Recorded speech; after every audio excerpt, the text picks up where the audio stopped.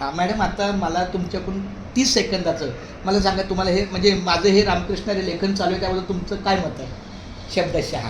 खूप म्हणजे- छान आहे. हां आणि आता तुम्हाला अर्थ जो सांगितला रामकृष्ण हरी ह्याचा रामकृष्ण तर तू तेव्हाशी मला अर्थ सांगितला, आचार विचार आणि आचार विचार आणि उच्चार. उच्चार, तर ते मला खूप आवडलं, कारण ते मला आतापर्यंत माहीत नव्हतं अरे चला.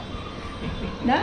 तर आपण काही वेळेला कसं म्हणजे फार चौकटीमध्ये त्याचे अर्थ शोधतो आणि त्याचे फार गहन आणि फार चांगले असे म्हणजे मानवी जीवनामध्ये उपयुक्त किंवा मानवी जीवनामध्ये ज्याचं सदाचरण करायचं, तो त्याचा अर्थ मला खूप भावला.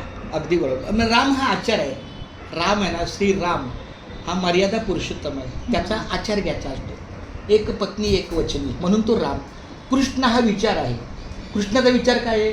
कर्मण्यवादी के रस्ते मा फलेषु कदाचित. तुम्ही फक्त तुमचं कर्म करत राहा, फलाची अपेक्षा करू नका. आणि हरी म्हणजे मुखातून आपलं कोळायला पाहिजे, उच्चारायला पाहिजे. मग राम हा आचार आहे, कृष्ण हा विचार आहे आणि हरी हा उच्चार आहे. मग हा सगळ्या संप्रदायाचा तोच अर्थ आहे. आचार विचार आणि उच्चार याची सुवर्ण साधना जी म्हणतात तो नामस्मरण.